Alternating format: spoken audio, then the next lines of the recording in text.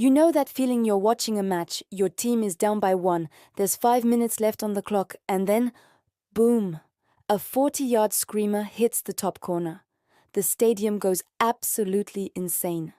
You're on your feet in your living room, screaming at a TV like a complete maniac.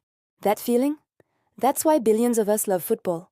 But here's the thing, that feeling is getting harder and harder to find. And today, we're going to talk about exactly why and what needs to change. Welcome back to the channel. Let's get into it. Let me ask you something. When was the last time you watched a football match from start to finish and thought that was a genuinely brilliant game of football? For a lot of fans, that answer is harder to come up with than it should be. And look, I'm not being a pessimist here. I love this sport. I've loved it my entire life, but there's a reason why more and more people are talking about what's going wrong at the top level. And when you look at the data, it kind of backs it up. Average goals per game in the Premier League has dropped over the last decade. Possession football, which was supposed to be this beautiful flowing style, has, in many cases, turned into passing it sideways for 70% of the match and hoping the other team makes a mistake. The high press, once revolutionary, is now so well scouted and well countered that it's almost become formulaic. And don't even get me started on VAR. Look, VAR was supposed to fix the clear and obvious errors. Instead, it gave us 5-minute delays to disallow a goal because someone's armpit was offside. The spontaneous joy of scoring a goal, that split-second explosion of emotion, has been replaced by this weird, anxious silence while everyone waits for a screen to confirm whether or not you're allowed to celebrate. Football is a sport built on emotion. And right now, a lot of those emotions are frustration, boredom, and confusion. Now here's where it gets really complicated because a lot of these problems trace back to money. Football has never been richer. The Premier League's latest TV deal is worth billions. The Champions League generates more revenue than most countries' GDPs. Top players earn wages that would have seemed like satire 20 years ago. And yet the football itself, in many people's opinion, has gotten worse to watch. How does that happen? Well, when there's that much money at stake, the incentive completely shifts. Clubs don't want to play beautiful football. They want to win, or at the very least, not lose. Because not losing in a league with parachute payments and relegation clauses can mean the difference between a club surviving and a club going under. So managers set up defensively, strikers track back, wingers defend, fullbacks become midfielders. The game becomes increasingly reactive rather than creative.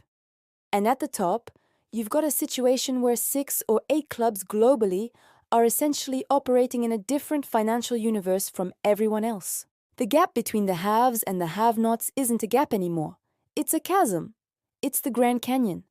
Real competition proper, unpredictable. Anyone can beat anyone on the day competition is increasingly rare. And that unpredictability, that's what makes sport sport. Without it, we're not watching a game. We're watching a financial projection play out in real time. Okay, I hear you. That was a lot of doom and gloom. So let me flip it, because this is important. Football still has the magic. It absolutely does. Think about what we've witnessed just in the last few years. Dramatic Champions League comebacks that nobody saw coming. Smaller nations showing up at international tournaments and genuinely competing. Morocco at the 2022 World Cup. Anyone? A 22-year-old taking the world by storm and making you feel like you're watching something genuinely unprecedented. The grassroots game is thriving in ways it never has before. Women's football is growing at an extraordinary rate. The attendances, the quality, the global interest, it's a revolution happening right in front of us, and it's only getting started. And there's something else.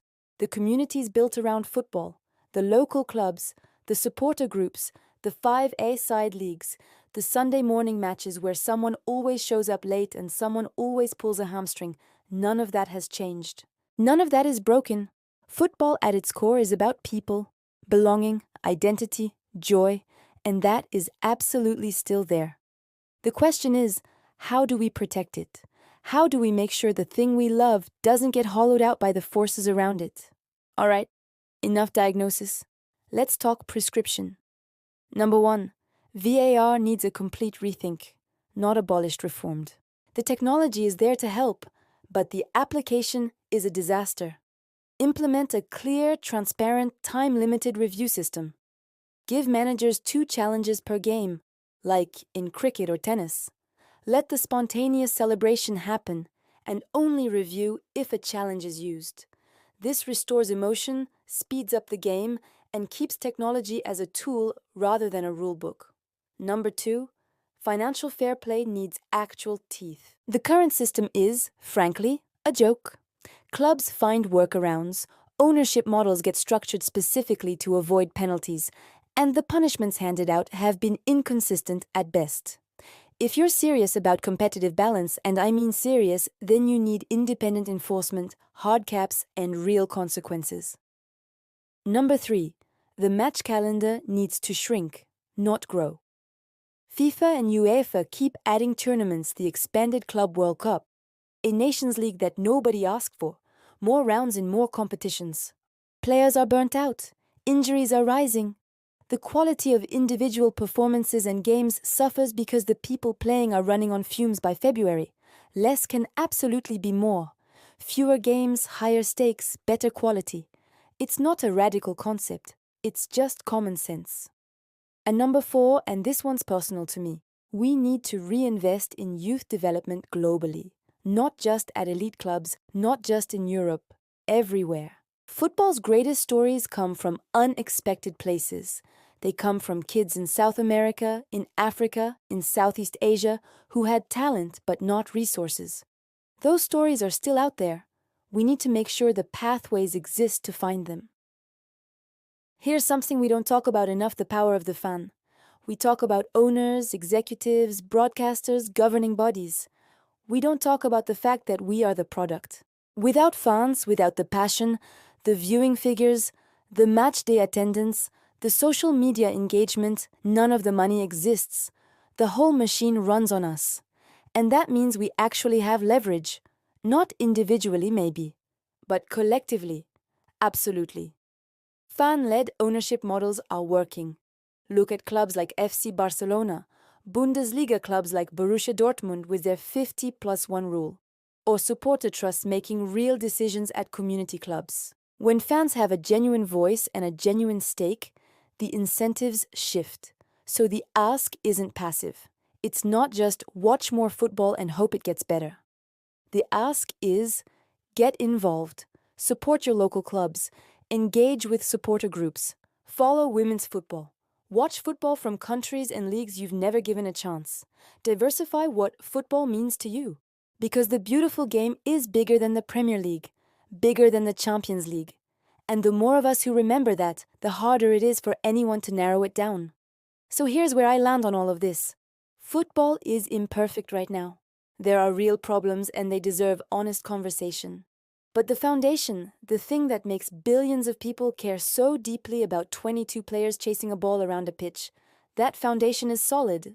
It's made of passion, of memory, of the first time your dad took you to a match and you heard that roar and felt the noise in your chest, of the friends you've watched finals with, of the goals you'll never forget, of the players who made you believe in something.